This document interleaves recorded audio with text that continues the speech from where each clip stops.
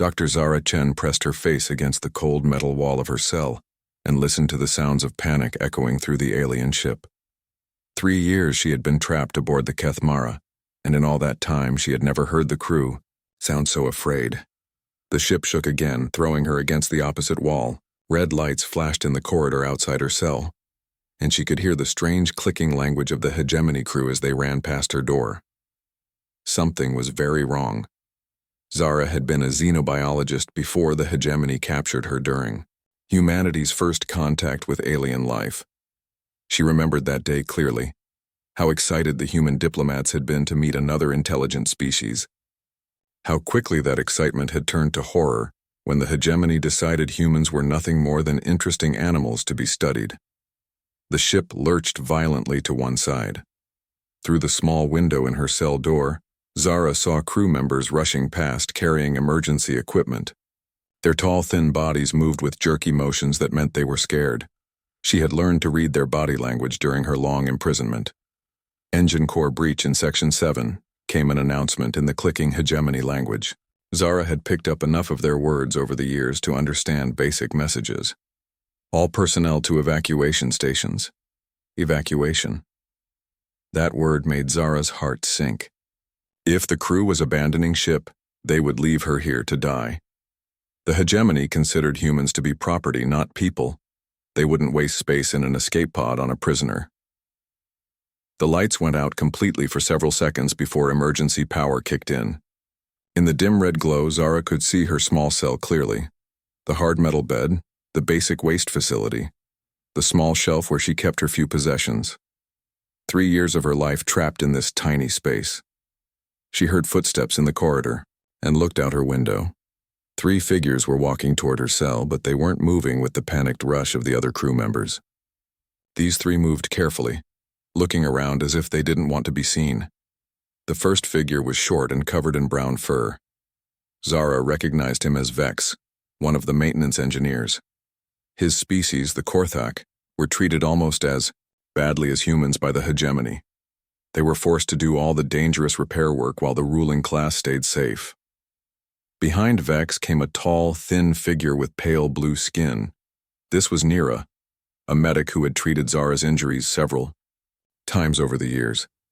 Unlike most hegemony citizens, Nira had always been gentle with her, almost kind. Her species, the Veltar, were known for their healing abilities. The third figure surprised Zara. It was Keltar, a former security officer who had been stripped of his rank months ago for some unknown crime. His gray, rocky skin and 4 arms marked him as one of the granite people. He was much larger than the other 2 and looked nervous. Vex pulled out a small device and began working on the lock of Zara's cell door. The device made soft beeping sounds as it tried to break the security. "Code. What are you doing?" Zara asked in the hegemony common language. Nira looked around nervously before answering. "The ship is dying. The engine core is going to explode in less than an hour. The crew is evacuating, but they're leaving all the prisoners behind. Including you," Vex added, without looking up from his work on the lock. "We decided that was wrong." Zara felt a spark of hope, but also confusion. "Why?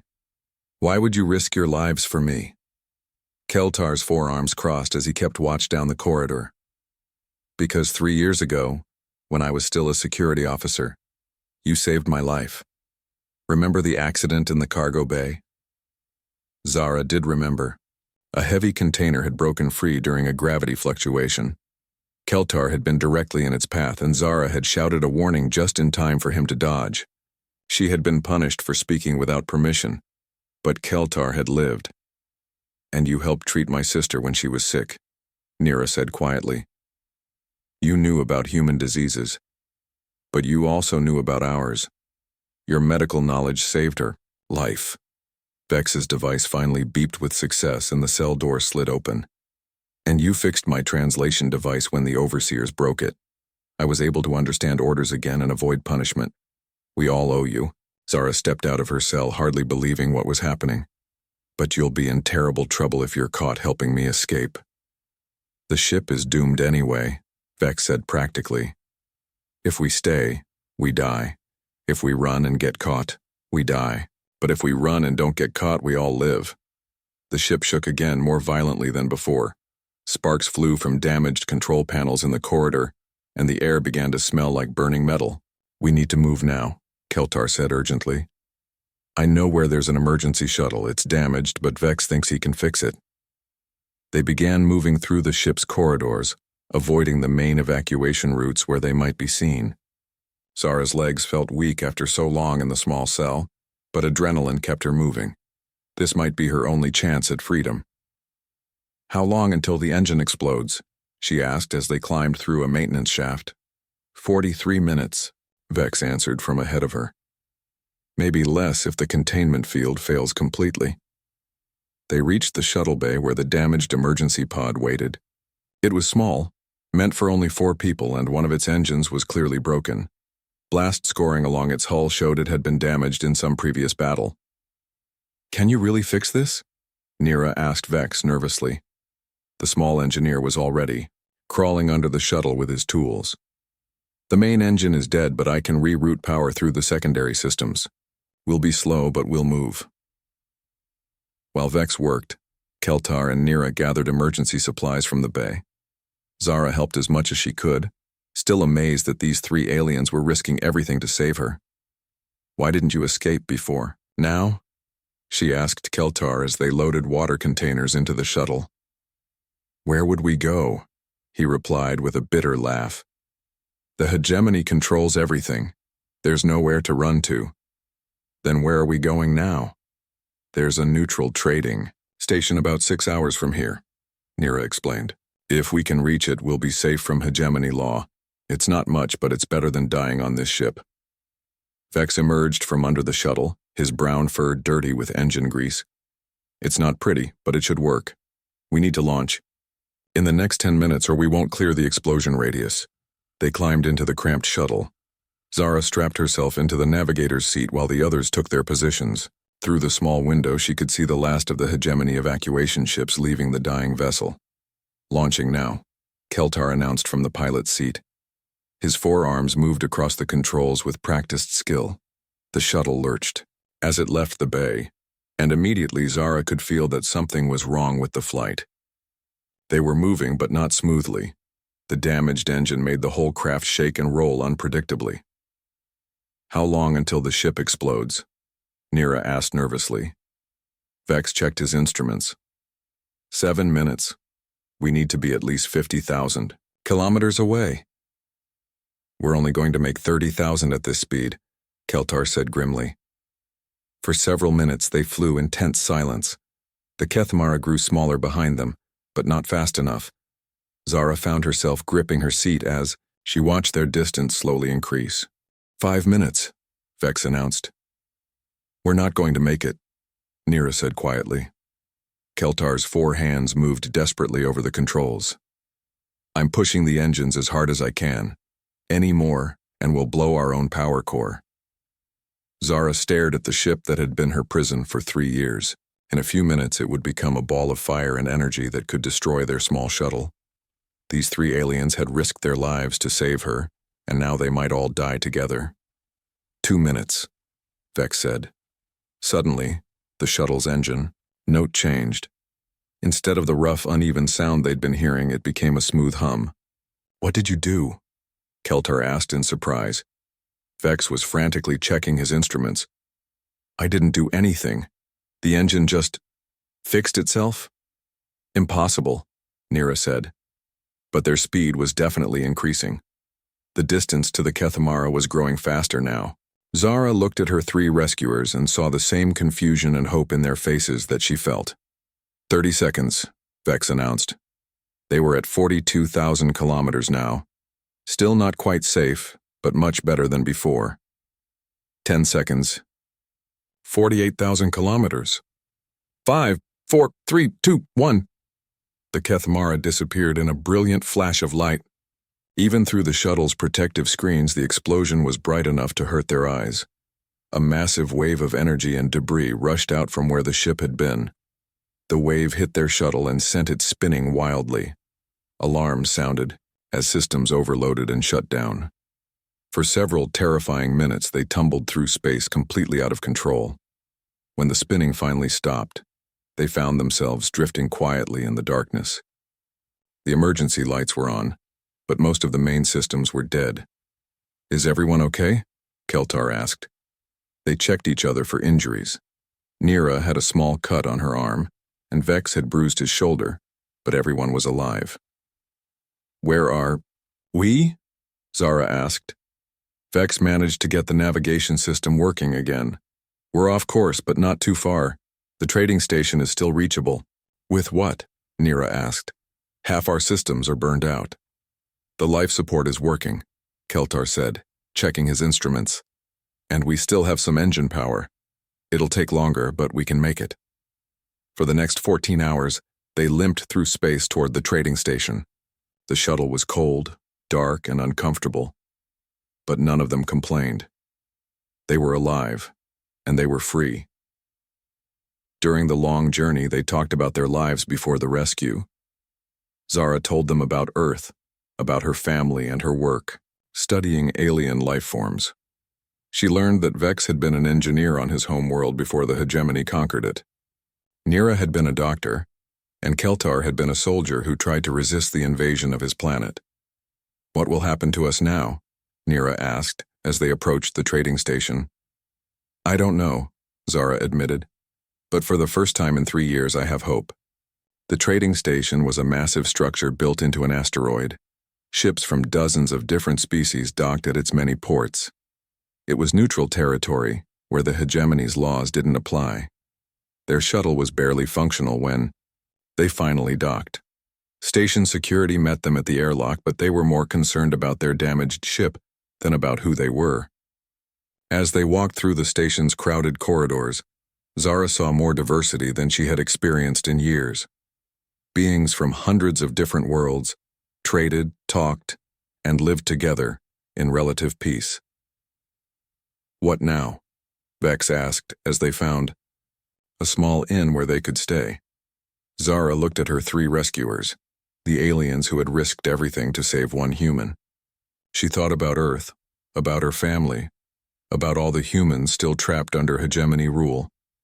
"Now we find a way to send a message," she said firmly. "If there are any free humans left out there, they need to know what happened here. They need to know that sometimes, when you save someone, they come back to save you too." She didn't know it yet, but that message would change everything. The rescue of one human by 3 aliens was about to become the spark that would light a fire across the galaxy. The trading station called Crossroads was unlike anything Zara had seen during her 3 years as a prisoner. Built inside a massive asteroid, its tunnels and chambers housed thousands of beings from across the galaxy. The air smelled of different atmospheres mixing together, and the sounds of dozens of languages created a constant background hum. Zara walked through the main market with Vex, Nira, and Keltar, still amazed by her freedom. Vendors sold everything, from exotic foods to rare minerals to information. Some stalls were run by species she recognized from her xenobiology studies, while others belonged to aliens she had never seen before. "Stay close," Keltar warned quietly. "This place is safe from the hegemony, but it has its own dangers." They had been on the station for 3 days now, living in a small room above a repair shop. Vex had found work fixing damaged equipment, which gave them enough money for food and shelter, but Zara knew they couldn't stay here forever. "We need to find a way to contact the outside galaxy," she said as they walked. "If any humans escaped the conquest of Earth, they need to know what's happening to the prisoners." Nira looked worried. "How can we send a message? The hegemony monitors all communications. If they detect a signal from us, they'll know where we are." "There are ways," Vex said thoughtfully. "I've heard stories about smugglers who carry messages between star systems, and there are some communication methods the hegemony can't track." They turned down a side corridor that led to the older parts of the station. Here the walls were rougher and the lighting dimmer. Small shops and bars lined the narrow passages, many of them looking like they dealt in questionable goods. "Are you sure about this?" Keltar asked as they approached a bar called the Broken Chain. "It's the best lead we have," Vex replied. "My contact said the owner helps people who are running from governments. The broken chain was crowded with beings from many different species, all talking in low voices. The air was thick with smoke from various alien substances, and the lighting was kept deliberately dim. Zara felt every eye in the place turn toward them as they entered. The owner was a massive creature with 6 arms and skin that looked like tree bark. He was cleaning glasses with 4 hands while the other 2 counted money. "You're looking for someone specific?" he asked in heavily accented, common language. "We need to send a message," Vex said carefully. "A message that certain governments wouldn't want sent." The owner's many eyes studied them for a long moment. "That kind of service costs money, and it's dangerous for everyone involved. We can pay," Keltar said, though Zara knew they had very little money. "Sit," the owner said, pointing to a corner table. "I'll send someone to talk to you." They waited for almost an hour before a small, hooded figure approached their table. When the hood came down, Zara saw a face that was almost human but with golden skin and large dark eyes. "I'm Kira," the figure said in a voice that sounded female. "I hear you need to send a message to somewhere the hegemony doesn't want it to go." "Maybe," Nira said cautiously. "What would something like that cost?" Kira smiled, showing sharp teeth. "Depends on where you want to send it and how badly someone doesn't want it sent. The hegemony pays very well for information about rebels and escaped prisoners." Zara felt her heart sink. This was a trap. But Vex leaned forward calmly. "Good thing we're not rebels or escaped prisoners then. We're just traders looking to contact some business partners in the Outer Rim." Kira's expression changed. She studied each of them more carefully. "You're not traders," she said finally. "But you're not hegemony agents either. I can smell the fear and hope on you." "What do you want from us?" Keltar asked bluntly. "The truth," Kira replied. "I help people escape from bad situations, but I don't help people who lie to me." Zara made a decision. If they were going to trust anyone, it might as well be someone who claimed to help escapees. "I'm human," she said quietly. "I was a prisoner on a hegemony research ship for 3 years. These 3 saved my life when the ship was destroyed." Kira's golden eyes widened. "A human? I thought they were all dead or enslaved." "Most are enslaved," Zara confirmed. "But there might be some free humans still out there. If there are, they need to know what's happening to the prisoners." "And why should I care about humans?" Kira asked. It was Nira who answered. "Because the hegemony doesn't stop with humans. They conquer everyone eventually. First humans, then the Korthak like Vex, then the granite people like Keltar. My own people are already being relocated to work camps." Kira was quiet for several minutes thinking. Finally, she nodded. "There is a network," she said slowly. "People from dozens of conquered worlds who help each other survive. We move information, supplies, sometimes people. It's dangerous, but it works." "Can you help us send a message?" Zara asked. "I can do better than that," Kira replied. "There's someone you need to meet." She led them through more corridors, deeper into the asteroid. These passages were even older, carved directly from the rock with simple tools. The air was cooler here, and there were fewer people around. They reached a heavy door guarded by 2 large aliens Zara didn't recognize. Kira spoke to them in a language that sounded like musical tones, and they stepped aside. Beyond the door was a large chamber filled with communication equipment. Beings from many different species worked at various stations, their faces lit by the glow of screens and displays. "Welcome to the underground," Kira said. "We've been fighting the hegemony in small ways for years. Your story gives us something we've never had before: hope." An elderly alien with purple skin and 4 eyes approached them. His species was one Zara had studied but never met in person. "I am Jorak," he said in perfect common language. "I coordinate information gathering for this sector. Kira tells me you have news about human prisoners." Zara spent the next hour telling Jorak everything she had learned during her captivity: the locations of prison worlds, the types of experiments being conducted, the security procedures used to guard prisoners. "This is valuable intelligence," Jorak said when she finished. "But sending it to free humans assumes that free humans exist." "They have to," Zara said firmly. Humans are survivors. Some of them must have escaped the initial conquest. Jorak nodded slowly. We have detected some unusual signal patterns from the Outer Rim regions. Long-range communications using encryption we can't break. It could be human military remnants. Can you send them a message? Vex asked. We can try, Jorak replied, but it will take time to prepare, and if the hegemony detects the transmission, they'll come looking for its source. The station is neutral territory, Keltar pointed out. Neutrality only works when both sides respect it, Jorak said grimly. The hegemony has been pushing boundaries, lately. They want an excuse to take control of places like this. Despite the risks, they agreed to try sending the message. For the next week, Zara worked with the Underground's communication specialists to prepare a detailed report about hegemony prison operations. During that time, she learned more about the scope of the resistance network. Thousands of beings from dozens of conquered worlds were working together, sharing information and resources. They ran escape routes for refugees, smuggled supplies to work camps, and gathered intelligence about hegemony military movements. Why haven't I heard about this before? Zara asked Kira one evening as they watched the technicians work. Because we're small and scattered, Kira replied. The hegemony is too big and too powerful for us to fight directly. The best we can do is save a few people here and there. What if that changed? Zara asked. What if there were free humans, out there with ships and weapons? Then everything would change? Kira said with a sad smile. But that's a dream, not reality. On the 8th day, the message was ready.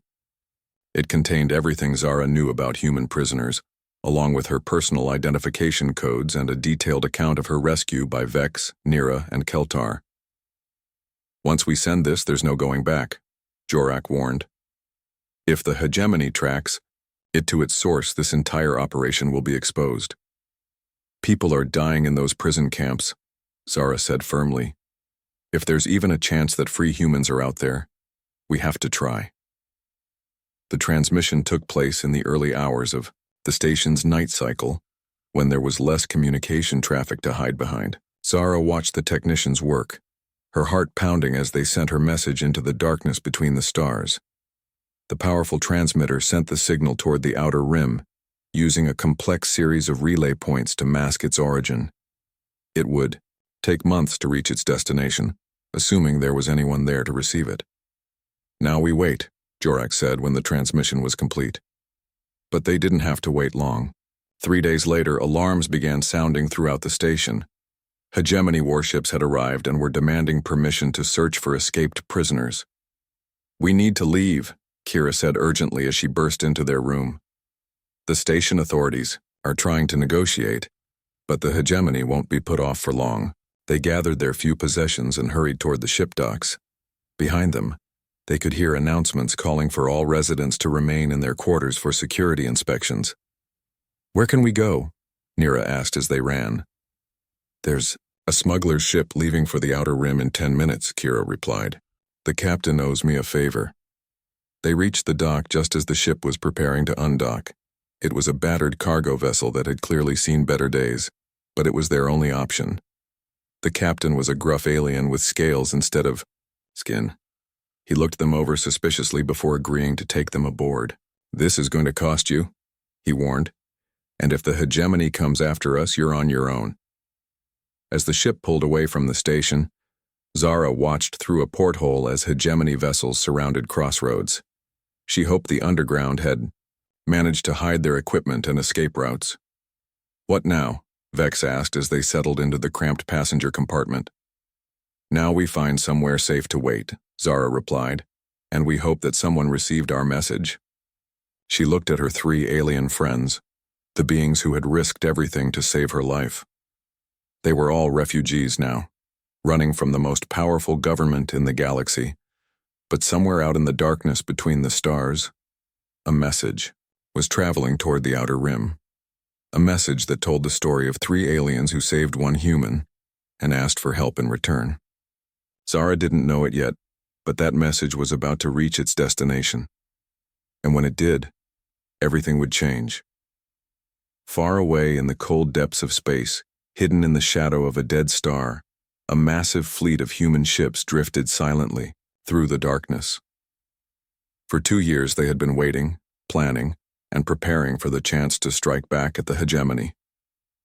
Admiral Marcus Chen stood on the bridge of the battleship Defiance, staring out at the stars that had once seemed so welcoming to humanity.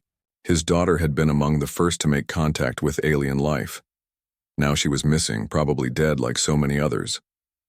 The communications officer looked up from her station with an expression of shock and hope.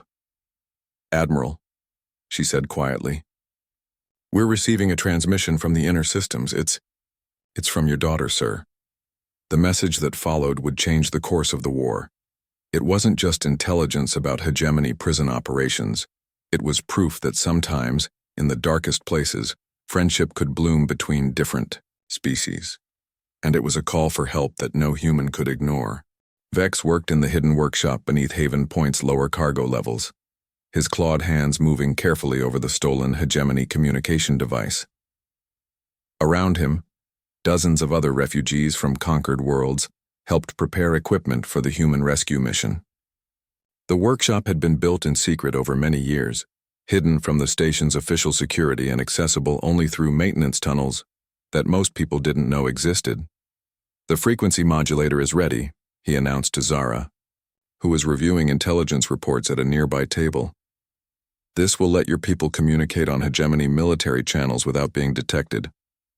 Zara looked up from the datapad displaying guard schedules for the prison world of Sigma Draconis IV. Her eyes were tired from weeks of constant work, but her determination never wavered. "How many can you make?" 17, Vex replied. "1 for each assault team. But they will only work for about 6 hours before the hegemony's computer systems detect the intrusion and change their encryption codes." 6 hours should be enough, Zara said.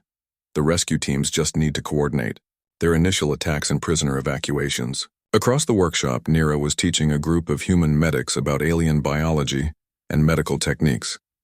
The humans had arrived at Haven Point 3 weeks ago, traveling in small groups to avoid detection. They were volunteers from the Resistance, fleet specialists who would help coordinate the rescue operation from inside hegemony space. "Korthani physiology is similar to human," Nira explained, pointing to a holographic anatomical display. "But their hearts are located lower in the chest, and they have redundant organs that make them harder to disable. If you need to defend yourselves, aim for the spine or the major nerve clusters in the neck."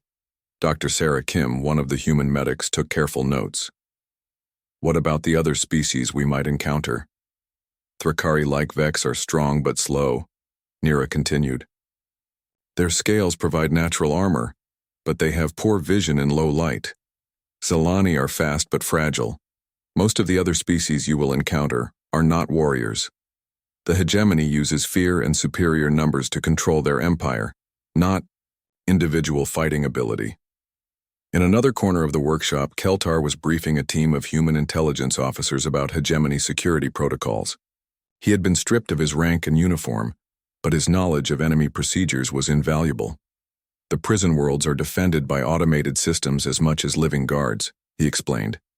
"Each facility has a central control room that manages everything from cell locks to defensive weapons.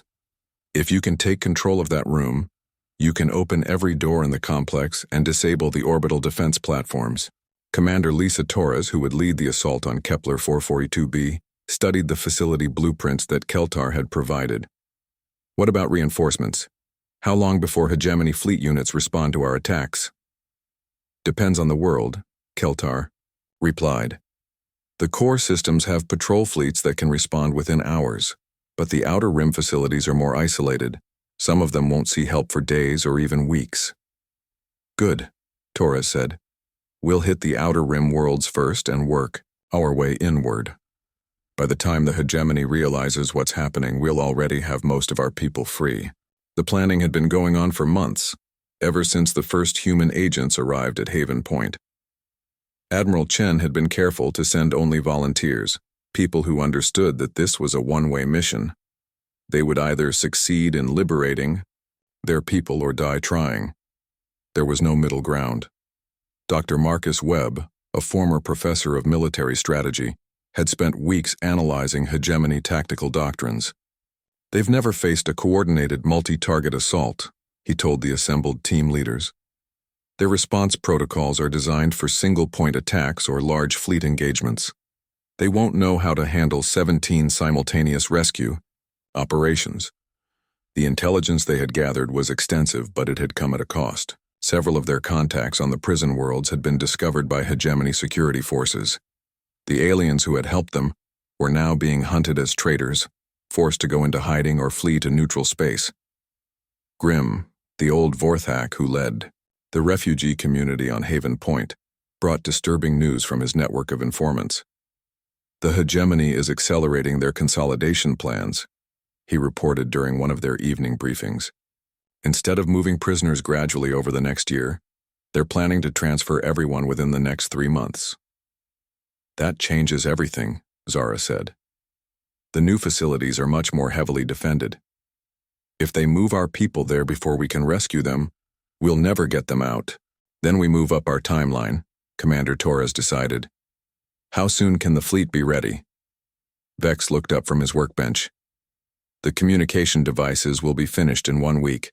The modified transport ships can be ready in 2 weeks, but the hegemony is increasing security patrols throughout this sector. The window for infiltration is closing quickly." The modified transport ships were perhaps the most important part of their plan. Working with sympathetic traders and smugglers, they had acquired a dozen old cargo vessels and modified them to carry human prisoners. The ships were equipped with life support systems capable of handling thousands of people, medical facilities to treat the sick and injured, and enough supplies to sustain a refugee population for weeks. But getting those ships into position would be the most dangerous part of the operation. They would have to travel through hegemony space using forged documentation and fake cargo manifests. If even one ship was discovered, the entire operation would be compromised. Captain Elena Vasquez had volunteered to lead the transport fleet. Her background as a smuggler before the war made her an expert at avoiding hegemony patrols. "The key is to look boring," she explained to her fellow captains. "We're carrying agricultural equipment to the outer rim colonies. Nothing valuable, nothing interesting, nothing worth a detailed inspection." The forged documents had been created by Keltar, using his knowledge of hegemony bureaucracy to make them appear authentic. Each ship had a complete paper trail going back months, showing routine cargo runs and maintenance records. The level of detail was extraordinary. "How did you learn to forge documents this well?" Dr. Webb asked during one of their planning sessions. Keltar's expression darkened. "When I questioned the execution order for those civilians, I was assigned to administrative duties as punishment. I spent 6 months processing shipping manifests and cargo permits. I learned how the system works by being trapped inside it." As the weeks passed, more intelligence flowed in from the prison worlds. The human resistance fleet had positioned scout ships throughout hegemony space, gathering information about patrol schedules and defensive capabilities. What they discovered was both encouraging and terrifying. The prison camps were even larger than they had initially believed. Some facilities held over 1 billion people, worked as slave laborers in massive industrial complexes. The conditions were worse than anyone had imagined. Malnutrition was widespread, medical care was non-existent, and the death rate was climbing steadily. But there was also good news. On several worlds, the human prisoners had organized themselves into underground resistance networks. They had been planning their own escape attempts, gathering weapons and supplies whenever possible. When the rescue fleet arrived, they would not be saving helpless victims, but joining forces with people who had never stopped fighting. Dr. Amy Chen, a psychologist who had volunteered for the mission, raised concerns about the mental state of the prisoners. 3 years of imprisonment and forced labor will have left deep psychological scars, she warned. Many of these people may not trust outsiders, even other humans. They've learned to survive by being suspicious of everyone. Then we'll prove ourselves to them, Zara replied. We'll show them that we're not giving up no matter how long it takes. The final preparations were completed just as hegemony security forces began closing in on Haven Point. Intelligence reports indicated that The aliens suspected the station was being used as a base for resistance activities. Patrol ships were conducting more frequent inspections, and several known smugglers had been arrested. "We need to move now," Grimm told the assembled team leaders. "In another week, this place will be crawling with hegemony investigators." The transport ships began departing Haven Point one by one, following carefully planned routes that would take them to their assigned sectors. Each ship carried a small team of human specialists who would coordinate with the assault forces when the time came. They also carried something else: hope. Zara watched the last transport ship disappear into hyperspace from the observation deck of the station. In a few days, she would board her own ship and travel to the rendezvous point where the human fleet was gathering. After 3 years as a prisoner and months as a refugee, she was finally going home. But first, there was one more task to complete. Working with Vex and Nira, she had prepared a special gift for the aliens who had saved her life. Using salvaged hegemony technology and rare materials acquired through the black market, they had built 3 small devices that would ensure their new friends could never be enslaved again. The devices were personal shield generators, barely larger than a wristwatch but capable of deflecting energy weapons and providing protection against hostile environments. More importantly, they were coated with quantum encryption that would make their wearers invisible to hegemony tracking systems. "These will keep you safe," Zara told her 3 saviors as she presented the gifts. "No matter what happens during the rescue operation, the hegemony will never be able to find you." Vex examined his device with professional interest. "The power coupling is remarkably efficient. How long will the charge last?" "Forever," Zara replied. "The generator draws power from quantum fluctuations in space itself. As long as the universe exists, these shields will protect you." Nira activated her device and watched a faint shimmer appear around her body. "I've never seen technology like this. Where did you get the plans?" "I designed them myself," Zara said. 3 years of imprisonment gave me a lot of time to think about theoretical physics. These devices are based on principles that the hegemony hasn't discovered yet." Keltar was more practical in his concerns. "What about the rescue operation? Are you certain the human fleet can succeed?" "No," Zara admitted. "We're attempting something that should be impossible. But impossible things happen when people refuse to give up on each other. You 3 proved that when you saved me." The final intelligence briefing took place in the hidden workshop, with representatives from every part of the operation present. The assault teams would strike first, overwhelming the prison defenses and securing the landing zones. The transport ships would follow immediately behind, loading prisoners as quickly as possible. The whole operation had to be completed within 6 hours before hegemony reinforcements could arrive. "Remember," Commander Torres told the assembled team leaders, "we're not just rescuing prisoners. We're liberating our families, our friends, our entire civilization. Every person we save is a victory against the empire that tried to destroy us." As the meeting broke up, Zara found herself standing alone with her 3 alien friends. Tomorrow they would all depart for different destinations, and there was no guarantee they would ever see each other again. "Thank you," she said simply. "For everything." "No," Vex replied. "Thank you. You showed us that kindness can exist even in the darkest places. That lesson will guide us for the rest of our lives." Nira took her hand. "When this is over, when your people are free, remember that there are others in the galaxy who need help too. The hegemony has enslaved many species, not just humans." "We will remember," Zara promised. "One day we'll come back for everyone." The next morning, the hidden workshop was empty. The refugees had scattered to safe houses throughout the galaxy, the human agents had departed for their assigned targets, and the 3 aliens who had started everything were traveling to a secret meeting with the human fleet. The preparation phase was complete. The infiltration had been successful.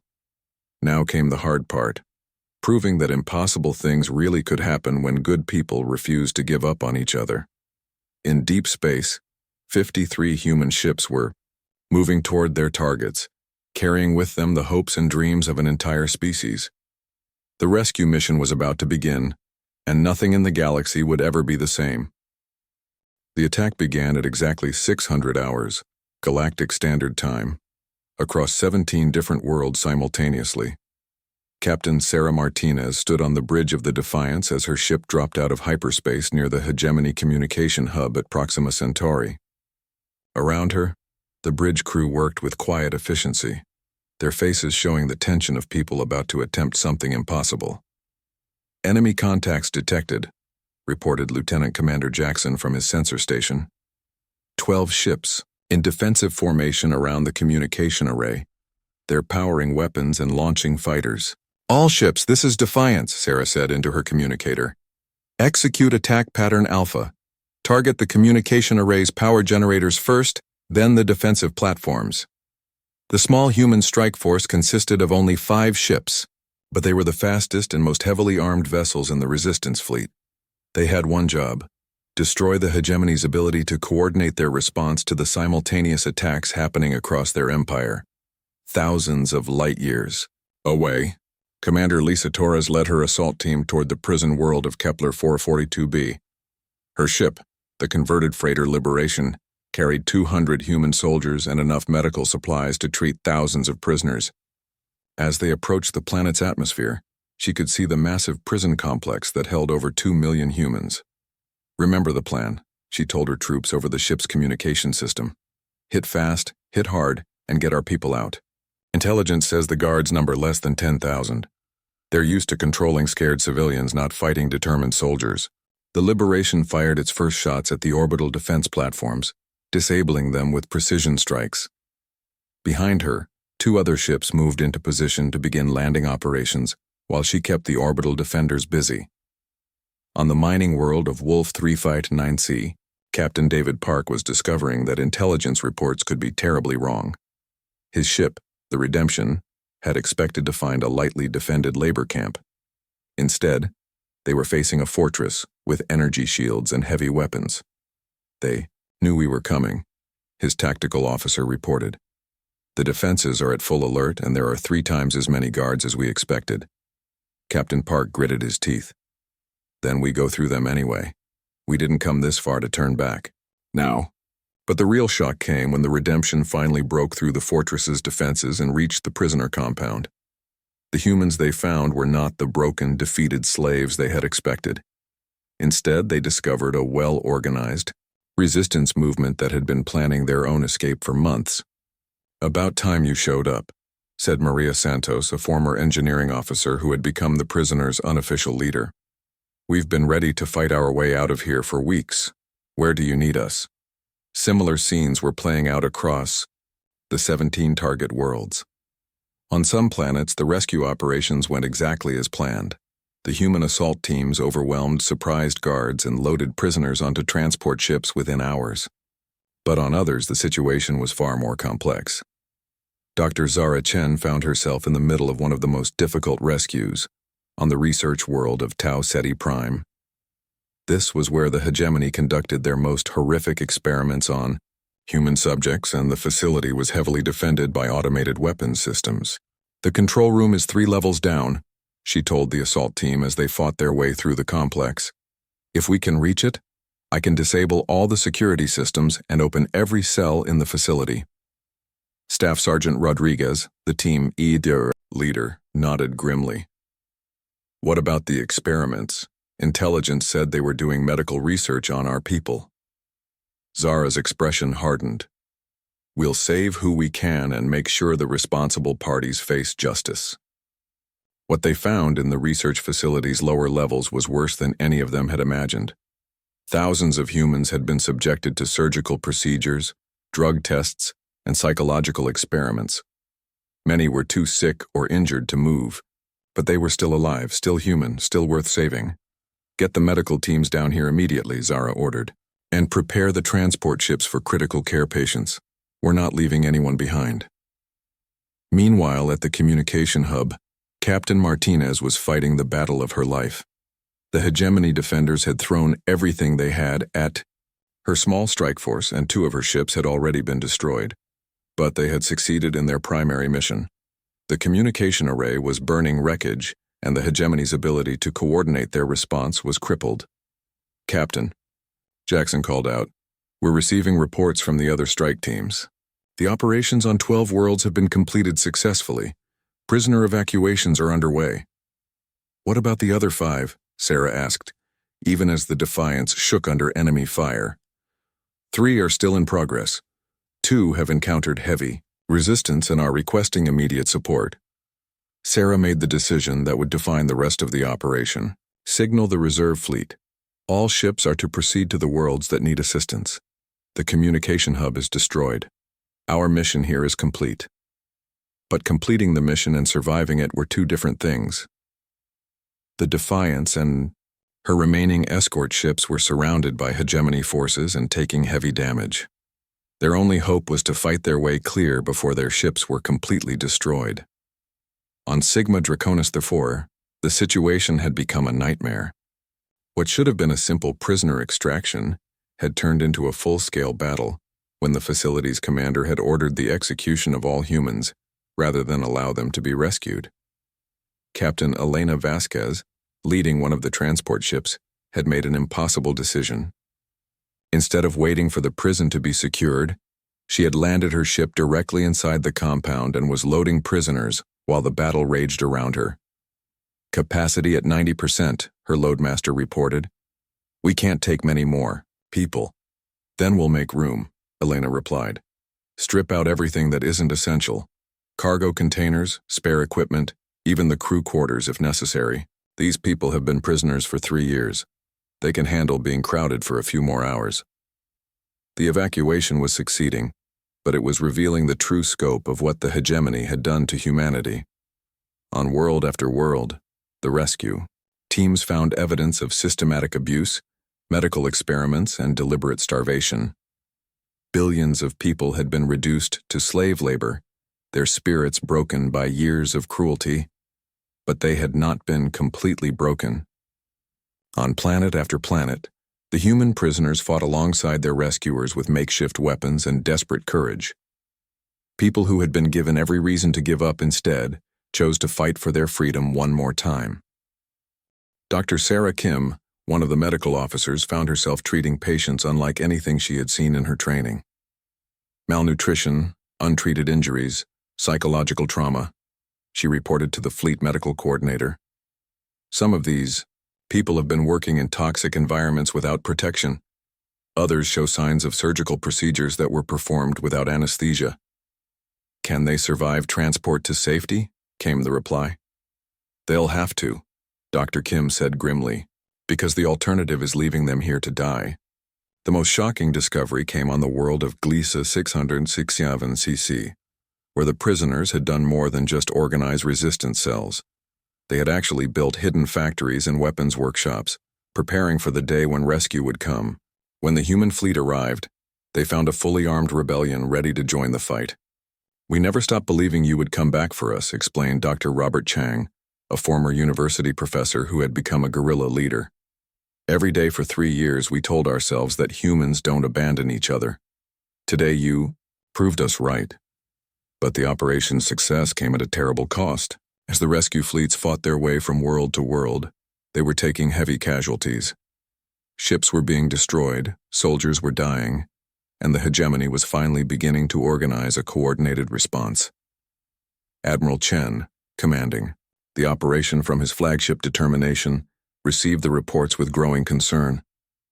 "Casualty reports from all strike teams," he ordered. The numbers were sobering. 7 ships destroyed, over 1,000 soldiers killed or wounded, and several teams still trapped on hostile worlds. But they had also rescued over 8 billion people and destroyed dozens of prison facilities. "Admiral," his communications officer reported, "we're receiving a priority transmission from the Defiance." Captain Martinez's face appeared on the main screen, her ship's bridge showing signs of battle damage behind her. "Admiral, the communication hub is destroyed, but we're trapped behind enemy lines. Hegemony reinforcements are arriving faster than expected." "Can you reach the rendezvous point?" Admiral Chen asked. "Negative. We're going to try to reach the outer rim, but our chances aren't good." Sarah's expression was calm, despite the desperate situation. Sir, I want you to know that the operation was worth it. What we found on these worlds, the hegemony isn't just an empire. They're monsters. Our people needed to be saved, and we saved them. The transmission cut out as enemy jamming overwhelmed their communications. Admiral Chen stared at the blank screen, knowing that he might never see Sarah Martinez or her crew again. But there was no time for grief. The evacuation was still in progress and thousands of lives depended on his decisions. All ships, he announced to the fleet, begin Phase 2 of the operation. We're going home. The journey back to safety would take weeks, with hundreds of damaged ships carrying billions of refugees through hostile space. The hegemony would hunt them every step of the way, determined to recapture their lost slaves and punish the humans for their audacity. But as Admiral Chen looked at the reports coming in from his scattered fleet, he felt something he had not experienced since the fall of Earth. Hope. The rescue operation had been more than a military success. It had been proof that humanity's greatest strength was not their technology or their weapons, but their refusal to abandon each other. 3 aliens had risked everything to save 1 human. Now that human had helped save billions. The rescue was complete, but the real war was just beginning. On the bridge of his flagship, surrounded by the rescued and the rescuers, Admiral Chen smiled grimly. The hegemony had made the mistake of thinking that enslaving humanity would break their spirit. Instead, it had only made them more determined to fight for freedom. The liberation was finished. The revolution was about to begin. 6 months after the Great Liberation, Ambassador Zara Chen stood in the council chamber of New Horizons Station, watching representatives from 47 different species take their seats around the massive circular table. The station was humanity's new capital, built from the salvaged remains of hegemony ships and powered by technology shared freely among the member worlds of the Galactic Liberation Alliance. The irony was not lost on her. 3 years ago, she had been a prisoner studying alien cultures. Now she was humanity's chief diplomat, helping to forge the largest multi-species alliance in galactic history. All because 3 strangers had decided that saving 1 person was worth risking everything. The council will come to order, announced Vex, whose position as chief engineer had evolved into something like a technical advisor to the entire alliance. His voice carried the authority of someone who had helped build something unprecedented. Today we consider the petition for membership from the Andromedan Trade Collective. Zara smiled as she watched her old friend conduct the meeting with quiet efficiency. Vex wore his personal shield generator openly now, a symbol of the protection that the Alliance offered to all its members. The device had saved his life twice in the past month alone, when hegemony assassins had tried to eliminate the leaders of the rebellion. Across the table, Nira was reviewing medical reports from the latest refugee worlds they had liberated. Her work coordinating medical aid for former prisoners had expanded into overseeing health care for the entire alliance. The gentle Zelani had become one of the most respected figures in the new government, known for her compassion and her absolute refusal to abandon anyone in need. The Andromedan petition is approved unanimously, Keltar announced from his position as security coordinator. The former hegemony officer had found his true calling in protecting the alliance from external threats. His inside knowledge of enemy tactics had proven invaluable in the ongoing war of liberation. They will be granted full membership status and protection under Alliance law. The war was going better than anyone had dared to hope. What had begun as a desperate rescue mission had evolved into a galaxy-wide revolution. The successful liberation of the human prison worlds had inspired dozens of other species to rise up against their hegemony oppressors. Entire sectors were, now, free territory, protected by the Alliance fleet and governed by the principles that Zara and her friends had established. The principles were simple. No sentient being would be enslaved or oppressed because of their species, their planet of origin, or their beliefs. Every member world contributed what they could to the common defense and shared in the benefits of trade and technological exchange. Most importantly, no one would be left behind if they called for help. "We have received another distress signal," reported Captain Elena Vasquez, who now commanded the Alliance's rapid response fleet. Her transport ships had been converted into mobile rescue platforms, capable of evacuating entire populations from hostile worlds. The Rigel system, a species called the Nephilim, are under attack by hegemony forces. How long until we can reach them? Zara asked. 48 hours if we leave immediately, Elena replied. But intelligence suggests this might be a trap. The hegemony has been using fake distress calls to lure our ships into ambushes. Admiral Robert Chen, now commanding the Alliance's military forces, studied the tactical display. His hair had gone completely gray in the months since the liberation, but his determination had never wavered. We go anyway, he decided. If there's even a chance that innocent people need our help, we have to respond. This was the philosophy that had made the Alliance so successful and so dangerous to the old order. Where the hegemony ruled through fear and superior firepower, the Alliance fought with the desperate courage of people who had nothing left to lose and everything to gain. They took risks that conventional military doctrine said were impossible, and somehow they kept winning. The secret was unity. The Alliance fleet was not just humans fighting to save other humans or aliens rebelling against their oppressors. It was something new in galactic history. Dozens of species working together as equals, sharing technology and resources freely, bound together by the simple belief that freedom was worth any sacrifice. "Ma'am," interrupted Commander Jackson, who had survived the destruction of the Defiance and now served as Zara's aide, "we're receiving a priority transmission from the Outer Rim. It's from Captain Martinez." Zara's heart skipped a beat. Sarah Martinez had been missing for 6 months, her ship lost behind enemy lines after the successful destruction of the communication hub. The Alliance had launched dozens of search missions, but they had found no trace of the Defiance or her crew. Sarah's face appeared on the main display, older and scarred but unmistakably alive. Behind her, Zara could see the bridge of an unfamiliar ship, crewed by beings she did not recognize. "Zara," Sarah said with a tired smile, "I'm glad to see you made it home safely. I'm transmitting our coordinates now. We have some new friends who would like to join your alliance." The story that Sarah told over the next hour was almost too incredible to believe. After their ship was destroyed, the survivors had been rescued by a group of nomadic traders from the galactic core. These traders, called the Wanderers, had been fighting their own secret war against the hegemony for over a century. "They have technology we've never seen before," Sarah explained. "Ships that can hide in folded space, weapons that can disable entire fleets without destroying them, medical devices that can heal injuries we thought were impossible to treat. More importantly, the Wanderers had intelligence about hegemony operations throughout the galaxy. They knew about secret weapons programs, hidden fleets, and plans for a massive counterattack against the Alliance worlds.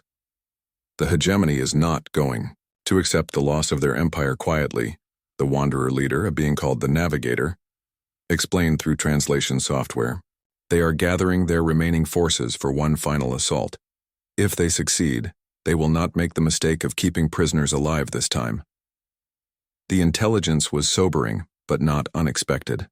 The Alliance had dealt serious blows to the hegemony's power structure, but the enemy still controlled hundreds of worlds and thousands of ships. A desperate counterattack was inevitable, but the Alliance was no longer the desperate band of refugees that had launched the first rescue mission. New Horizon Station was protected by the most advanced defensive systems in the galaxy, built using technology shared by dozens of member species. The Alliance fleet had grown to over 2,000 ships, crewed by volunteers from every corner of free space. "Let them come," Admiral Chen said grimly. "We've been preparing for this fight since the day we decided to rescue our people. If the hegemony wants to end this war with one final battle, we'll give them exactly what they're asking for." Preparations for the expected assault began immediately. The Alliance's greatest advantage was the diversity of its technology and tactics. Where the hegemony relied on standardized equipment and rigid doctrine, the Alliance used whatever worked best for each situation. Vex's engineering teams had developed new ship designs that combined human adaptability with alien innovation. The result was a fleet unlike anything the galaxy had ever seen. Ships that could reconfigure themselves for different missions, weapons that adapted to enemy defenses, and defensive systems that learned from every attack. Nira's medical corps had grown into something that was part hospital, part research institute, and part refuge for beings traumatized by war. Her people had developed treatments for injuries and illnesses that affected dozens of different species, and they had trained medics who could work in any environment the galaxy could offer. Keltar's security forces had evolved into an intelligence network that spanned half the galaxy. Former hegemony officers who had defected to the Alliance provided inside information about enemy plans, while resistance cells on occupied worlds gathered tactical intelligence and prepared for liberation. But the real strength of the Alliance was something that could not be measured in ships or weapons or technology. It was the unshakable belief that every life had value, that no one should be abandoned to slavery or oppression, and that freedom was worth any sacrifice. This belief was put to the test when the hegemony's counterattack finally came. 3,000 enemy ships, representing the last major fleet the Empire could assemble, dropped out of hyperspace at the edge of the New Horizons system. They came, not to conquer but to destroy, carrying weapons capable of sterilizing entire planets. The battle that followed would be remembered as the largest space engagement in galactic history. For 3 days, the two fleets fought among the moons and asteroids of the New Horizons system, neither side able to gain a decisive advantage. But on the 4th day, something unprecedented happened. Distress signals began arriving from across the galaxy as oppressed populations on dozens of hegemony worlds rose up in coordinated rebellion. The Alliance's message of hope and freedom had spread far beyond their official territory, inspiring revolutions that the enemy could not possibly suppress. The hegemony fleet found itself fighting not just the Alliance forces in front of them, but receiving reports of uprisings throughout their remaining territory. Entire sectors were declaring independence, their populations demanding freedom and protection under Alliance law. Faced with the collapse of their empire, the hegemony commanders made one final desperate gamble. They attempted to ram their flagship into New Horizons Station, hoping to decapitate the Alliance leadership in a suicide attack. The attack was stopped not by weapons or shields, but by an act of courage that exemplified everything the Alliance stood for. Captain Elena Vasquez, commanding a small transport ship loaded with medical supplies, deliberately interposed her vessel between the enemy flagship and the station. Her sacrifice bought just enough time for the station's defenses to destroy the attacking ship. She saved millions of lives, Zara said as she stood before Elena's memorial a week later. The captain had been posthumously awarded the Alliance Medal of Honor, the highest decoration their new government could bestow. Just like 3 aliens once saved 1 human. The circle continues. The victory at New Horizon effectively ended the hegemony as a galactic power. Their remaining forces either surrendered or fled to the Outer Rim, where they would spend years fighting a losing guerrilla war against Alliance peacekeeping forces. But the real victory was not military. It was the transformation of galactic civilization itself. The Alliance had proven that different species could work together as equals, that freedom was possible even in the face of overwhelming oppression, and that compassion was stronger than fear. Standing in the council chamber 6 months after the final battle, Zara reflected on how far they had all come. Vex had designed space stations that were homes to billions of refugees. Nira had developed medical techniques that were saving lives across the galaxy. Keltar had helped former enemies find new purposes as protectors of the innocent. "Ambassador," Commander Jackson said, approaching with a datapad, "we've received another distress signal. A species in the Andromeda galaxy is under attack by an unknown enemy. They're requesting immediate assistance." Zara smiled as she looked around the council chamber at the representatives of 47 different species, all united by the simple belief that no one should be left behind. "Signal the fleet," she said. "We're going to need the long-range ships for this one." The response was immediate and unanimous. Within hours, the Alliance's fastest ships were preparing for the journey to another galaxy, carrying with them the message that had started everything. When someone saves one of yours, you move heaven and earth to save them back. As the fleet departed for Andromeda, Zara stood on the observation deck of New Horizons Station and watched the ships disappear into hyperspace. 3 aliens had once risked everything to save 1 human. That act of compassion had grown into a Galactic Alliance dedicated to protecting the freedom and dignity of all sentient life. The rescue was complete, but the mission would never end. Somewhere in the vast universe, there would always be people who needed help, and the Alliance would always be ready to answer their call. The circle of compassion that had begun in a dying ship 3 years ago now stretched across the galaxy, and it would continue to grow as long as there were beings willing to risk everything for the simple principle that every life had value. In the end, that was the true meaning of the human spirit. Not the refusal to surrender in the face of impossible odds, but the willingness to extend that same stubborn hope to anyone who needed it, regardless of their species or their world of origin. 3 aliens had saved 1 human. Now the galaxy would never be the same.